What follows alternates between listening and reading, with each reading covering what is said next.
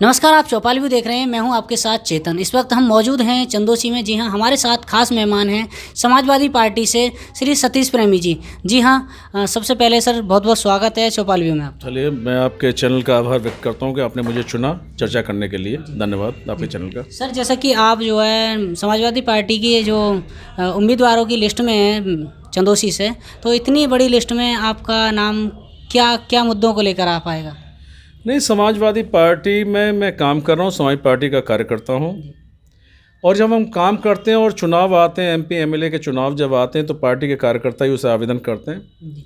उसी नाते से कार्यकर्ता होने के नाते मैंने भी आवेदन किया चंदोसी विधानसभा क्षेत्र से। नहीं, काफ़ी लंबी लिस्ट है सर। हाँ, लंबी लिस्ट तो इस बात की प्रतीक है कि हमारी पार्टी का जनाधार दिन पे दिन बढ़ रहा है। जनाधार इतना बढ़ रहा है कि माननीय राष्ट्रीय अध्यक्ष जी अखिलेश यादव जी रोज़ दूसरी पार्टियों से आने वाले लोगों को पार्टी ज्वाइन करा रहे हैं। बड़े बड़े नेता सब पार्टी ज्वाइन कर रहे हैं। तो सूची से ज़्यादा नाम होना एक विधानसभा से, ये पार्टी की लोकप्रियता पे आधारित है। पार्टी लोकप्रिय हो रही है, पार्टी के जनादेश बढ़ रहा है, जनाधार बढ़ रहा है पार्टी का, इसलिए बड़ी सूची है, इससे कोई फर्क नहीं। तो सर, जैसा कि आप जो है प्रत्याशी अगर आप होते हैं यहाँ से, तो आप जो है समाज में क्या क्या मुद्दों को लेकर जाएंगे?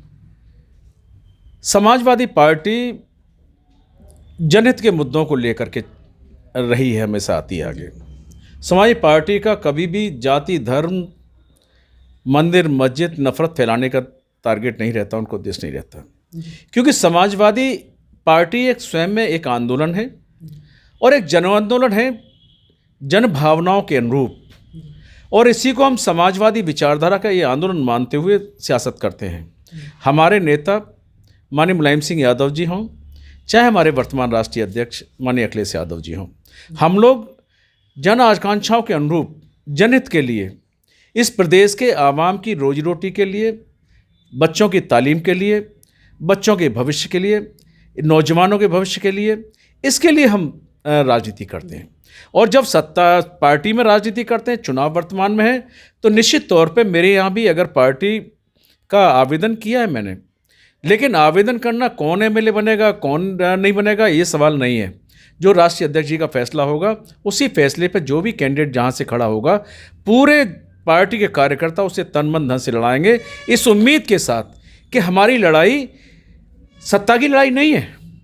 हमारी लड़ाई जो है वो विगत जो सरकारें रही हैं, जो अखिलेश यादव जी की सरकार थी, उस सरकार में जो जनहित की योजनाएं थी, छात्रों को लैपटॉप था, कन्या विद्याधन था, वृद्धा पेंशन थी, विधवा पेंशन थी, मतलब ये तमाम जो जनहितकारी योजनाएं थी, उनको लागू करने का काम किया अखिलेश यादव जी सरकार ने।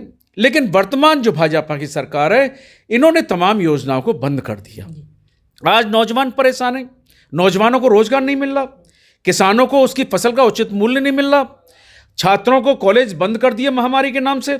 अब ये मैं आपसे ही कहना चाहता हूँ, आपके चैनल के माध्यम से पूछना चाहता हूँ, आप जब रैली करते हैं, अपनी मीटिंग करते हैं, अभी हमारे माननीय मुख्यमंत्री जी ने केला देवी पर रैली की थी, मीटिंग की थी, लाखों लोग जमा किया आपने, कोरोना महामारी नहीं थी। अगर कॉलेज और स्कूल के नाम पे महामारी का बहाना करके आपने कॉलेज को बंद कर दिया, पूरे कॉलेजों को, छात्रों को अपना जो उनमें योग्यता थी दिखाने का मौका बंद कर दिया। केवल कोरोना महामारी जो इन्होंने की, वो केवल जनता के लिए, उसका मुंह बंद करने के लिए थी। भाई, आप जनता की आवाज़ को दबाना चाहते हैं। आज महामारी जो महंगाई की, वो है, महंगाई ने आम आदमी की कमर तोड़ दी है। जब आम आदमी ने महंगाई कमर तोड़ दी, उसे रोज़मर्रा की चीज़ों की ज़रूरत जो की चीज़ है, उसे मुहैया नहीं करा पा रहा, परिवारजनों को अपने 2 वक्त की रोटी नहीं दे पा रहा, छात्रों को स्कूल नहीं भेज पा रहा, आप दवाई नहीं दे पा रहा। कोरोना काल में तमाम हमारे लोग, हमारे प्रियजन, हमारे अपने परिवार से कोई परिवार ऐसा नहीं जिनके लोग खत्म ना हुए हो, दुनिया से न गए हों। उनका दर्द जानने की कभी कोशिश नहीं की मुख्यमंत्री जी ने और प्रधानमंत्री जी ने। लेकिन हम जो काम करते हैं, हमारे नेता अखिलेश यादव जी काम करते हैं, हम लोग जनता की आवाज़ बन के जनता के लिए काम करते हैं। और इसीलिए सत्ता में आना चाहते हैं कि इस प्रदेश के आम किसान को, मजदूर को, गरीब को, व्यापारी को उसकी रोज़मर्रा की ज़िंदगी की आने वाली चीज़ें हम मुहैया करा सकें। सर, पूर्व सरकार में, मतलब लोग कहते हैं कि पूर्व सरकार में गुंडागर्दी बहुत रही है, अभी जो है गुंडागर्दी मुक्त उत्तर प्रदेश हो चुका है, इसके बारे में क्या कहना चाहेंगे? ये तमाम थोते वो हैं, आरोप हैं, इन आरोपों में जान नहीं है। मैं पूछना चाहता हूं कि हाथरस की मनीषा जो बेटी थी, उस बेटी के साथ रेप हुआ, रेप होने के बाद उसे झुठलाया गया। जब तमाम पार्टियों ने, हमारी पार्टी ने, हमारे नेताओं ने सबने दबाव डाला, तो उसको सीबीआई जांच हुई। उसकी बेटी इतना खौफ पैदा कर दिया, मनीषा के घर वालों को उसकी बेटी की लाश नहीं दी और रात के 2:30 बजे तेज छिड़क करके अंतिम संस्कार किया। ये कौन से संस्कार है? ये गुंडई नहीं, बदमाशी नहीं, ये क्या है? ये ठोकों की राजनीति विरोधियों के लिए करना चाहते हैं। विरोधियों को जब अपनी बात कहें तो जेलों में ठोंक दो, मुकदमे लाद दो। ये गुंडागर्दी नहीं तो क्या है? ये आपातकाल नहीं तो क्या है? तानाशाही नहीं तो क्या है? समाजवादी पार्टी में कभी तो ऐसी तानाशाही नहीं रही। आम आदमी अपनी बात कह सकता था, लोकतंत्र था, संविधान था, कानून का राज था। लेकिन आज न संविधान है, न लोकतंत्र है, न कानून है। आज जो विरोध में आवाज उठाता है उसके खिलाफ मुकदमे दर्ज कर देते हैं आप। किसी पर गौहत्या का आरोप, किसी पर कोई आरोप, किसी पर गुंडागर्दी का आरोप, आप तमाम जो कर रखा है पूरे प्रदेश में। मैं बिल्कुल पूरे विश्वास के साथ कह सकता हूं समाजवादी पार्टी कार्यकर्ता के नाते कि पूरे देश में और प्रदेश में लोकतंत्र नहीं है, संविधान का राज नहीं है, कानून का राज भी नहीं है। सर, जो है भारतीय जनता पार्टी के नेता भी डिबेट्स में कहते हैं कि जब आपकी सरकार होती है, समाजवादी की सरकार होती है, तो 22M पर ही ज़्यादा काम होता है। इसके कितनी सच्चाई है? ये जो कहते हैं ये झूठ है। हम पूछना चाहते हैं, ये हमारे ऊपर आरोप जो लगा रहे हैं, 22M का आरोप लगा रहे हैं, कहाँ सच है भाई? 22M का मतलब क्या है? यादव मुस्लिम। सर, ये झूठा आरोप, जो घिनौना आरोप लगा रहे हैं, आज पूरे प्रदेश में किसका चल रहा है? 80% किस जाति के जिलाधिकारी हैं पूरे प्रदेश में? हम किसी जाति पर आरोप नहीं लगा रहे। हमने कहा कि हमारा जाति और धर्म में विश्वास है, लेकिन घर की चौखट के अंदर हम जनता को लेकर चलना चाहते हैं। ये झूठा आरोप, 22M का आरोप, ये तमाम ओवैसी की भाषा बोल रहे हैं। ओवैसी चढ़ाने काम करता है, बीजेपी वाले उकसाने काम करते हैं, दोनों में करना चाहते हैं। ये पूरे प्रदेश को नफरत की राजनीति में झोंकना चाहते हैं, ये हिंदू मुस्लिम की राजनीति में झोंकना चाहते हैं, ये मंदिर मस्जिद की राजनीति में झोंकना चाहते हैं। मैं तो आने वाले जो दीपावली है, प्रदेशवासियों को, देशवासियों को शुभकामनाओं के साथ कहना चाहता हूं आपके चैनल के माध्यम से कि तमाम प्रदेशवासी, हमारे देशवासी और संभल जनपद के लोग, चंदौसी विधानसभा क्षेत्र के लोग ऐसी ताकतों को निस्ताबूत करें जिन्होंने नफरत फैलाने का काम किया है। हम कभी वाई की बात करते, ये वाई और एम की बात करते हैं। मैं पूछना चाहता हूं, जब कन्या विद्याधन मिल रहा था लड़कियों को, छात्रों को लैपटॉप मिल रहे थे, वृद्धा पेंशन मिल रही थी, विधवा पेंशन मिल रही थी, ये 100 नंबर किसने चलाने का काम किया? 22M के नाम पे था। ये 102, 108 पूरे महामारी कोरोना काल में जो लगातार सेवा करती रही, उसको किसने चलाया? अखिलेश यादव ही नहीं चलाया। वो कहाँ का वो था? वो कहीं, मतलब ये झूठ आरोप लगाते हैं। ये लौट फिर के पाकिस्तान, हिंदुस्तान, हिंदू मुस्लिम, मंदिर मस्जिद, इसी में उलझाना चाहते हैं। देश को कहाँ ले जाओगे भाई? देश में आज नौजवान सड़क पर मारा फिर रहा है, नौजवान आत्महत्या कर रहा है, व्यापारी आत्महत्या कर रहा है। मतलब आप गोरखपुर के होटल में व्यापारी को मार देते हैं, पुलिस मार देती है। तमाम कितने लोगों की हत्याएं करोगे? आज ब्राह्मणों को चिन्हित करके मारा जा रहा है, कितने लोगों की हत्या करोगे? जो अपनी बात उठाता है उसे ठोक देने की बात करते हैं मुख्यमंत्री जी। तो इन तमाम चीज़ों से हम निजात दिलाना चाहते हैं प्रदेश को। आने वाले 2022 में निश्चित तौर पर मान लीजिए, मैं चैनल के माध्यम से दावे से कह सकता हूँ, एक संजीदगी से कह सकता हूँ कि आने वाले 2022 में अखिलेश यादव जी पूर्ण बहुमत के साथ आ रहे हैं और जनता के लिए आ रहे हैं, किसानों के लिए, मजदूरों के लिए, छात्रों के लिए, नौजवानों के लिए, बेटियों के लिए, इस देश की महिलाओं के लिए, प्रदेश की महिलाओं के लिए हम सत्ता में आ रहे हैं। उनको पूर्ण सुरक्षा देंगे, महिलाओं को, बहन बेटियों को, उनको उनका अधिकार देंगे। उनको फिर पुरानी वाली नीतियों पर आकर के हमने कहा है प्रत्येक परिवार को 300 यूनिट बिजली हम फ्री करेंगे। ये कहाँ हमने कर रहे हैं? ये आज जो बात कर रहे हैं, ये 2000, मैं पूछना चाहता हूँ आपके चैनल के माध्यम से, जो अनाज मिल रहा है मुफ्त, जो हमेशा से मिलता है, पुरानी सेंट्रल की गवर्नमेंट का था, अध्यादेश था, अन्न कानून जो था, अनाज का कानून, उसके माध्यम से 150 रुपये का थैला, मोदी जी की, योगी जी की तस्वीर, 60 रुपये का अनाज।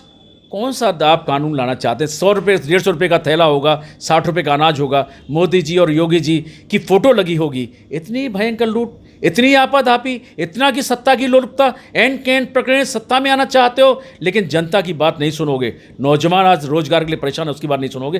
केवल झूठ फरेब 2000 रुपये किसानों के नाम डालने की बात करोगे। जनादेश खरीदा नहीं जा सकता। उत्तर प्रदेश की जनता बहुत समझदार है, बहुत जागरूक है। उन्होंने देखा है कि एक साल दिल्ली के बॉर्डर पर, दिल्ली की सीमा पर किसान तमाम बारिश, धूप, ताप सब झेला है, मरा है अपने अधिकार के लिए। ऐसी कभी सरकार रही है आज़ादी से लेकर अब तक जिसने एक साल आंदोलन किया हो लेकिन उनकी बात न सुनी गई हो? ये पूंजीपतियों की सरकार है, ये अडवाणी अंबानी की सरकार है। उसी के लिए जीना चाहते हैं, ये उसी के लिए काम कर रहे हैं। आपने रेल बेच दी, LIC बेच दी, भारत पेट्रोलियम बेचने की बात करते हैं, तमाम चीज़ों को बेच रहे हैं। क्यों बेच रहे हैं भाई? आपने बनाया, जो पिछली सरकारों ने, केंद्र सरकार ने लंबे समय जो संस्थाएं पैदा की थी, उनको बेचने का काम कर रहे हो। रेल क्यों बेच रहे हो? अडानी के लिए। आप LIC बेचना चाहते हो, आप इस देश की तमाम उनको बड़ी कंपनियों में बेचना चाहते हो। क्यों बेचना चाहते हो? इस देश की धरोहर है। आपने लाल किला लीज पर उठा दिया, आपने रेलवे स्टेशनों को बेच रहे हो। क्यों बेच रहे हो? आपने बनाया तो नहीं था, आपके पूर्वजों ने नहीं बनाया था, ये हमारे पूर्वजों ने बनाया था, जिसको आप बेच रहे हैं। ये देश आपको कभी माफ़ नहीं करेगा। सर 12 से 17 तक की आपकी जो सरकार रही है उसमें क्या क्या कमियां रही जिसके कारण जो है आपकी इस पार्टी हार गई? 12 से 17 तक के बीच जो आप कह रहे हैं, 12 में माननीय अखिलेश यादव जी सरकार में आए, समाज पार्टी की सरकार बनी। जी हाँ। उन्होंने इतने काम किए जो काम पिछले 20 सालों में हम जानते हैं। हमारे नेता माननीय मुलायम सिंह यादव जी भी उनसे, क्योंकि पुत्र का काम बाप से बढ़ के होना चाहिए, बेटा बाप से बढ़ के होना चाहिए। मुलायम सिंह यादव जी ने जहां चुंगियां हटाने का काम किया था, सेल टैक्स का सरलीकरण किया था, तमाम जो व्यापारियों के ऊपर तलवार की तरह लटका रहता था तीनों साथ, उसको खत्म करने का काम किया। जो किसान परेशान था उसके काम किया मुलायम सिंह जी ने। लेकिन उससे भी बढ़ कर के अखिलेश यादव जी ने इस प्रदेश को बेहतरीन चीज़ें दी, जिसमें 100 नंबर आपका पुलिस का, जहाँ थाने में FIR नहीं हुआ करती थी, अपराध कंट्रोल नहीं हुआ करता था, 100 नंबर दिया, 102 नंबर दिया। मैं बता रहा हूँ कमियाँ। 100 नंबर दिया, 102 नंबर दिया, 108 नंबर दिया। रिश्तेदार बाद में एक्सीडेंट होने पर रिश्तेदार बाद में पहुँच पाता है, लेकिन उसे तुरंत एड मिल जाती है। एम्बुलेंस हमारी दे 102 नंबर 108 नंबर उसे लेके हॉस्पिटल पहुंच जाती है, रिश्तेदार से वो काम करती है। लेकिन जितनी योजना चलाई, हाईवे ऐसे बनाए कि उसमें पायलट जहाज उतरवाए हमने। इतना ईमानदार नेता, पूरा इतना कम उम्र का नेता पूरे देश में और दुनिया में इतना ईमानदार नेता अखिलेश यादव के बराबर दूसरा नहीं है। लेकिन काम इतने किए, लेकिन तमाम झूठ फरेब मक्कार लोग हैं, बीजेपी के लोग, संघ के लोग, हमारे कार्यकर्ता अति उत्साह में उन योजनाओं को जमीन पर नहीं उतार पाया, जन जन तक नहीं पहुंचा पाया, उनका प्रचार प्रसार नहीं कर पाया। और यही एक कारण रहा कि झूठे और महामक्कारों ने धोखे में दे करके 15 लाख का वायदा करके, कि आम जनता को 15 लाख का वायदा करके इन्होंने झूठ बोल करके तमाम मंदिर और मस्जिद के नाम पर, हिंदू मुस्लिम के नाम पर भड़का करके और झूठे वायदे करके, मैंने कहा 15 लाख वाला वायदा, 15 लाख का वायदा किया, नौजवानों से कह दिया गया, पूछा देश की मीडिया ने कि भाई 15 लाख कहाँ दिए, तो राष्ट्रीय अध्यक्ष जो उस समय थे, आज गृह मंत्री हैं, उन्होंने कहा ये भाजपा का 15 लाख वाला जुमला था। ये जुमलेबाजों की सरकार है। हम इतना कहना चाहेंगे, 17 से लेके जो 12 से लेकर 17 तक हम अपनी योजनाओं, कार्यकर्ता हमारा उसका जमीन पर प्रचार प्रसार नहीं कर पाया था। लेकिन अब समाज पार्टी के कार्यकर्ता पूरी ताकत से अपने नेता के आह्वान पर इस देश के लोकतंत्र को बचाने के लिए, इस देश के संविधान को बचाने के लिए, इस देश के आम जनमानस के हित की लड़ाई लड़ रहा है। और निश्चित तौर पर ये लोकतंत्र बचा करके, इस देश का संविधान बचा करके, कानून को बचा करके हम इस देश में एक दूसरी आज़ादी की लड़ाई लड़ रहे हैं। इन RSS और बीजेपी वालों से इस प्रदेश को मुक्त कराना चाहते हैं, जो सफल होंगे और 2022 में भारी बहुमत से आकर के अखिलेश यादव जी मुख्यमंत्री बनेंगे।